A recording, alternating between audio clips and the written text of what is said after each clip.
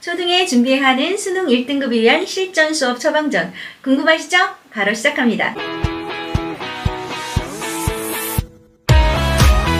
안녕하세요 여러분. 마음편한 초등비의 기변기부 줄쌤입니다. 올해 수능은 불수능으로 불렸던 작년보다는 좀 쉬웠다고 하죠. 그런데 제가 본 지금까지의 수능 문제들은 쉬웠던 적은 한 번도 없었던 것 같아요.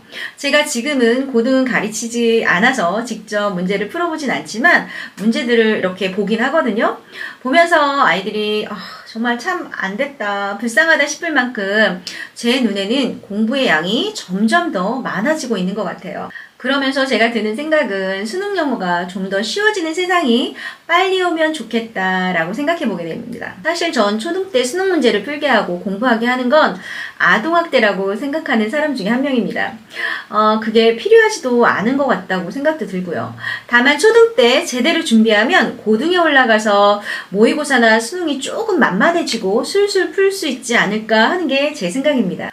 어떤 강요나 부담을 주지 않으면서 아이가 스스로 영어 독립을 할 수 있는 처방전과 이걸 바탕으로 영역별로 어떻게 학습을 시키면 좋을지에 대해 구체적으로 말씀드려 보겠습니다. 시작 전에 구독, 좋아요 부탁드립니다. 자립이나 독립이라는 건 누군가에게 속하거나 의지하지 않고 스스로 무언가를 해낸다는 말인 거 다들 아시죠? 그렇다면 아이의 영어 자립이라는 건 어떤 교육의 주체인 부모나 교사에 의지하지 않고 한 단계 성장해서 아이가 주도적으로 무언가를 스스로 해낸다는 말일 것 같아요. 아이에게 있어서 영어 자립심은 물리적인 시간이 지난다고 해서 저절로 생기는 건 아닙니다. 공부가 아니더라도 우리 아이들을 독립시키기 위해서는 거의 한 20년 가까이를 생활교육도 하고 경제교육도 하고 인성교육도 시키고 있잖아요. 영어 자립심, 독립심을 길러주는 것도 이와 같지 않을까요? 그럼 그 힘은 어떻게 길러줄 수 있을까요? 스스로 독립할 수 있는 영어 자립의 제일 중요한 첫 번째는요, 습관을 들이는 거예요.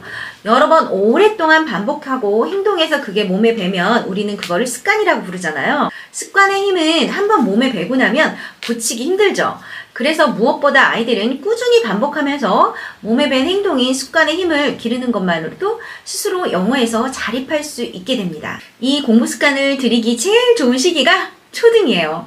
초등 때는요, 부모님과 선생님이 바라는 방향대로 교육을 진행할 수 있고요. 이끄는 대로 잘 따라오거든요. 그래서 초등에 영어 교육을 시키는 건 적기 교육이라고 할 수 있습니다. 이건 한마디로 초등은 시기상 영어 적기라는 말입니다. 아이에게 생활 습관뿐 아니고 공부 습관까지 제대로 잡아줄 수 있는 시기이기 때문인 거죠. 두 번째는요, 아이에게 학습 동기를 갖게 하는 거예요. 무언가를 배울 때 효과를 높이려면 그 배움의 목적이 무엇인지 뚜렷하게 설계하는 게 중요한데 그것을 학습 동기라고 하는 거예요. 그건 자기주도적으로 배움을 이어갈 수 있는 핵심이기도 합니다. 아이가 영어를 배워야 하는 필요성을 알고 그 동기가 형성되었을 때 진짜 공부의 효과가 나타나기 때문이죠. 이 아이들의 동기를 높여주면서 진짜 공부를 하고 싶은 마음을 들게 하는 방법을 찾는 것이 어쩌면 부모님들의 제일 큰 역할이 아닐까 생각합니다. 그리고 세 번째로는요, 아이를 믿어주는 겁니다. 아이들은 자신만의 속도로 무언가를 배워가잖아요. 그것을 믿고 존중해주는 것. 이건 부모님이 아이에게 주어야 하는 가장 기본이기도 하지만 어떻게 보면 가장 좋은 선물이기도 한 것 같아요. 아이는 누군가 말하기 전에 자신이 잘하고 있는지 못하고 있는지 본능적으로 알고 있어요. 그런데 굳이 더 잘하게 하고 싶어서 너 대체 이게 뭐야? 너는 이거밖에 못해?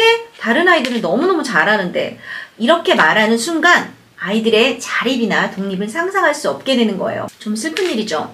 믿음이 없는 부모의 기대를 넘는다는 건 아이의 입장에선 아마 올림픽 금메달을 따는 것만큼 힘든 일이 아닐까요? 영어를 배우는 일은 정말 쉽지 않습니다. 아이에게 맞는 길이 아니라면 더욱 힘들게 하는 거죠. 달리는 말에 채찍질을 하는 게 아니고요. 조금 쉬어가게 하고 물을 주는 것. 이것이 아이를 영어에서 자유롭게 독립할 수 있는 최고의 처방전이라고 생각합니다. 기본적인 수능의 본질을 알아야 초등에 제대로 수능을 위한 걸음과 준비를 시작할 수 있겠죠. 우리나라 수능시험은 70분간 45문제를 보게 되는데 문제는 듣기평가 17문제하고 28개의 리딩 문제로 이루어져 있어요. 듣기평가는 보통 25분 내로 치러지고요. 45분 내로 거의 리딩을 기본으로 하는 독해력 28문제의 시험을 보게 되는 거예요. 시험 분배를 보면 답안지 마킹하는 시간을 제외하고 나면 한 문제당 보통 1분 15초 내에 풀어야 한다는 말이에요. 그리고 등급의 평가는 상대적으로 줄서기를 하는 상대평가가 아니고 절대평가로 90점 이상이면 100점까지 모두 1등급으로 등급을 매기는 절대평가를 하고 있습니다. 보시는 게 올해 18번 수능 문제입니다. 이걸 아이들이 1분 15초 내에 풀어야 한다고 생각 한번 해보세요.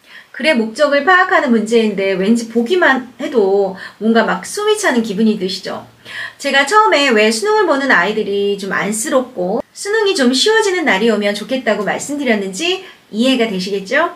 이런 문제들을 풀고 좋은 성적을 받기 위해서는 시간과의 싸움이기도 하지만 또 다른 의미의 시간을 잘 이용해서 초등부터 차근차근 이렇게 준비해준다면 그리 어려운 일도 아니게 될지 모르겠습니다. 그럼 초등에 준비해야 하는 듣기, 읽기, 어휘, 어법에 대해서 구체적으로 알려드려 보도록 하겠습니다. 첫 번째는 듣기 준비예요. 수능에서 듣기는 만점을 맞아야 한다는 것을 염두에 두시고 초등 때부터 준비를 해주셔야 합니다. 초등에 꾸준히 듣기를 공부하면서 준비한 아이들은요, 고등에 가서도 힘들지 않게 좋은 점수를 기대할 수 있거든요.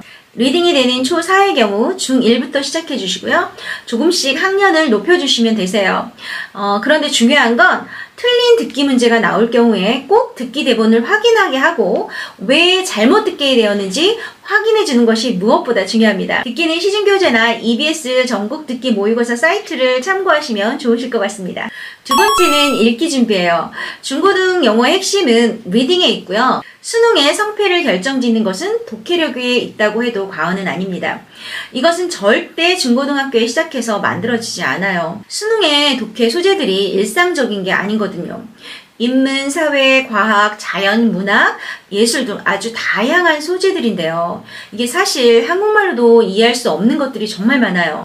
사실 과학적인 내용이나 문학, 예술 등은 전공 지식이 있어야 풀 수 있는 수준 높은 지문들이거든요. 그래서 배경 지식이 없는 아이들의 경우는 문제 자체를 이해하지 못하게 되는 정말 안타까운 상황이 됩니다. 그런데 이걸 영어로 이해하고 문제를 풀어야 하니 정말 얼마나 힘들겠어요. 독해력의 기본이 되는 주제, 제목, 요지, 내용일치, 순서 배열, 도식화되어 있는 표까지 이런 것들이 초등에 기본적으로 조금씩 학습되지 않으면 절대 하루아침에 이루어지지 않습니다. 그래서 이런 것들에 대한 배경 지식은 초등 때 원서나 아니면 리딩 학습서를 통해서 제대로 읽기 훈련과 글을 읽는 능력을 기르는 게 무엇보다 중요합니다.